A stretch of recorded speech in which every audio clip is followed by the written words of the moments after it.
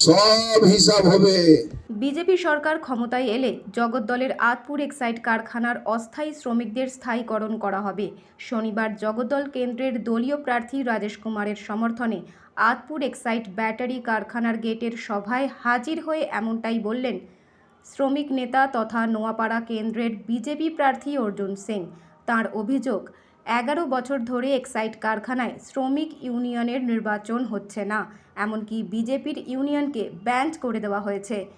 Union অফিসের ঠিকানা নাকি খুঁজে পাওয়া যাচ্ছে না। তাঁর দাবি, বিজেপি ক্ষমতায় আসার পর এক্সাইড কারখানার ওপর দুর্নীতির নজর রাখবেন রাজেশ কুমার। উক্ত সভায় হাজির ছিলেন দলীয় প্রার্থী রাজেশ কুমার ছাড়াও অন্যান্যরা।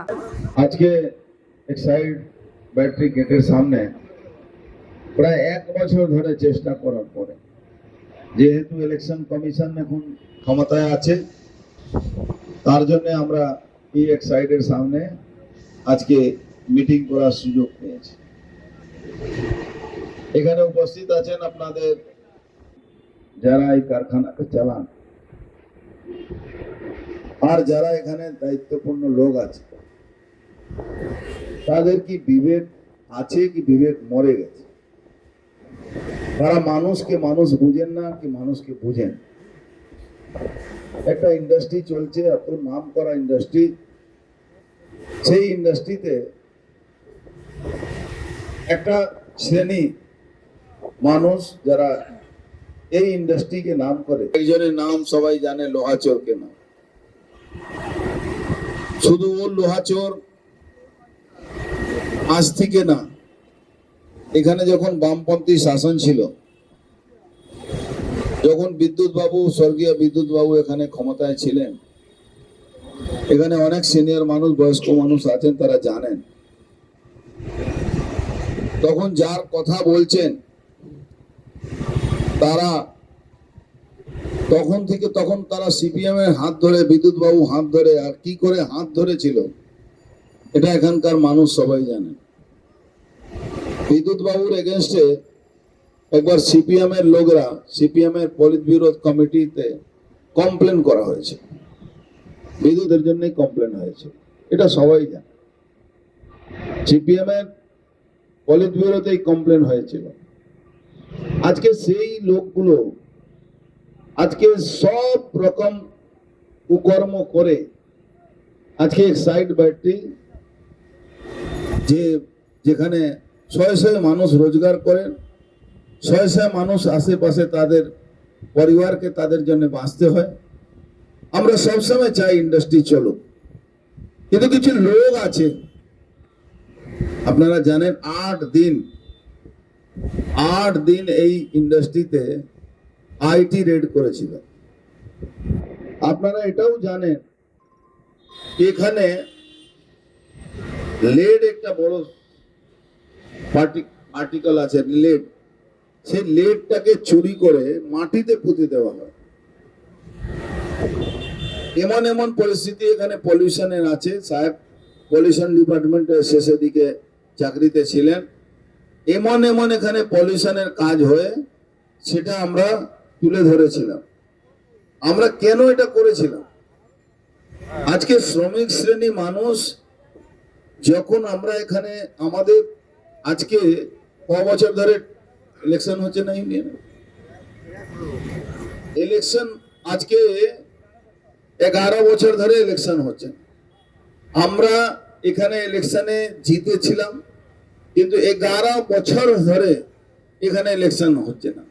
আমরা যখন হাইকোর্টে কমপ্লেন করি ইলেকশন করাতে হবে, তখন আমাদের ইউনিয়নে এরা মান্যতা শেষ করে দিল। ইউনিয়নকে বললো ইউনিয়নই নেই এখানে। ইউনিয়নকে তারা নোটিশ ধরিয়ে দিল লেবার ডিপার্টমেন্ট থেকে যে এই ইউনিয়নের অ্যাড্রেস পাওয়া যাচ্ছে না। আপনি ভাবুন কি যারা যে সেই অ্যাড্রেসটা ইলেকশন, সেই অ্যাড্রেসটা এক্সাইড ব্যাটারি আর লেবার ডিপার্টমেন্ট সেই অ্যাড্রেসকে খুঁজে পাচ্ছে না। কেন? যাতে এখানকার শ্রমিকরা আওয়াজ তুলতে পারে। আমি সবসময় পক্ষপাতী একটা জিনিস, ইন্ডাস্ট্রিও চলবে আর লেবারও বাঁচবে। পার্মানেন্ট করেছিলাম আমরা, আজকে পার্মানেন্টের নামে টাকা তুলে বেড়ানো হচ্ছে, ঘুরে ঘুরে টাকা তুলেছে।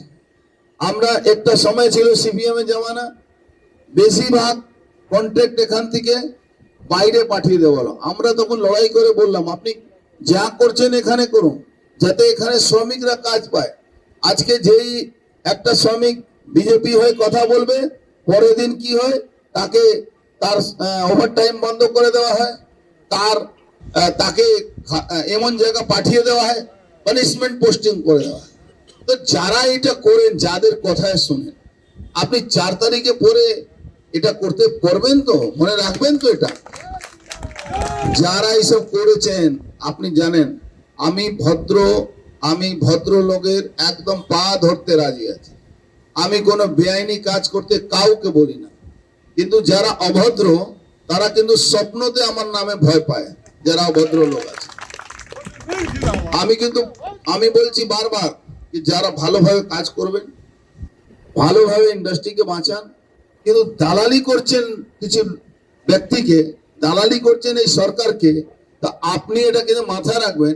আপনার এই কোম্পানি কিন্তু পশ্চিমবাংলা সরকার আপনাকে কিন্তু বাঁচাতে পারবে না। আপনি যত দুর্নীতি বেআইনি করেছেন, 8 দিন ভুগেছেন তো, আর আপনাদের কত লোকের চাকরি গেছে জানেন তো?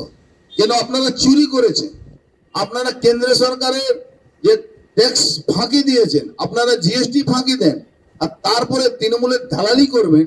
আমরা চুপ করে থাকবো, শ্রমিকের উপরে গলা কাটবেন, শ্রমিকের সমস্ত পাওনা দাওনা দেবেন না। আপনি জানেন এখানে এগ্রিমেন্ট হয়, এগ্রিমেন্ট যেদিন থেকে লাগু হয় সেদিন থেকে পয়সা দিতে হয়, যা এগ্রিমেন্ট হয়। আর এখানে যখন থেকে তৃণমূল এগ্রিমেন্ট করতে শুরু করলো, তখন থেকে এগ্রিমেন্ট 4 বছর 5 বছরের মধ্যে খেপে খেপে দেবে, সব হিসাব হবে আর সব যোগ করে নেব।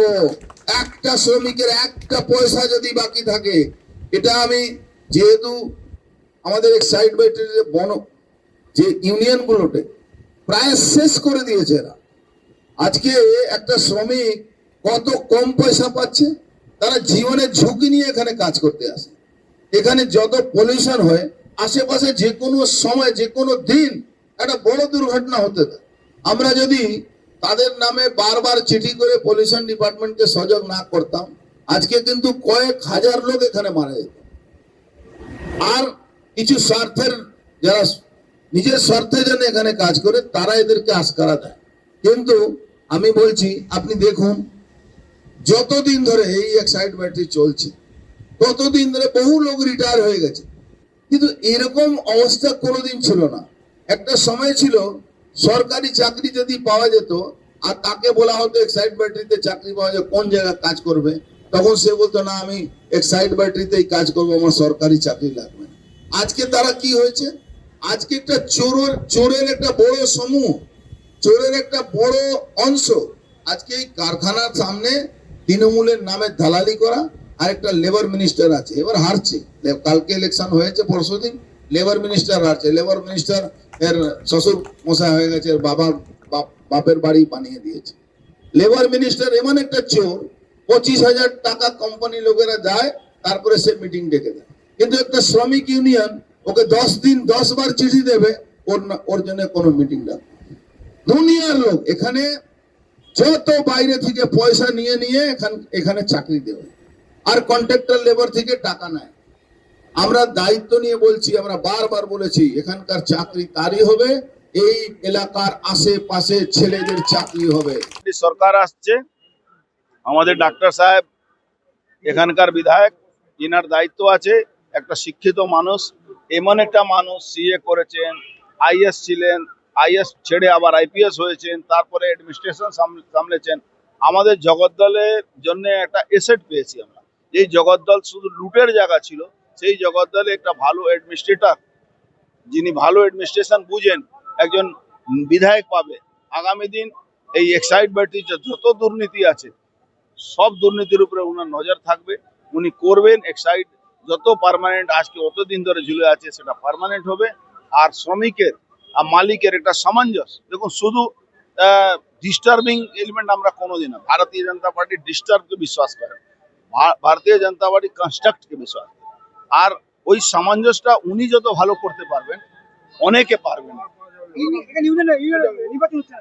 ইউনিয়ন নির্বাচন হচ্ছে না, 11 বছর হয়ে গেল। আমরা হাইকোর্টে মামলা করেছি, মামলাটা উঠতে দেয় না, আমাদের ইউনিয়নটাকে ব্যান্ড করে দিয়েছে। লেবার মিনিস্টার আমাদের ইউনিয়নের দোষ কি বলছে কি এর অ্যাড্রেস পাওয়া যাচ্ছে না। ভাবুন, আমরা 140 বছরের পরিবার, আমার বাড়ির অ্যাড্রেস নাকি ও পায় না, আমার অফিসের অ্যাড্রেস কিন্তু পায় না, এরকম অবস্থা আছে।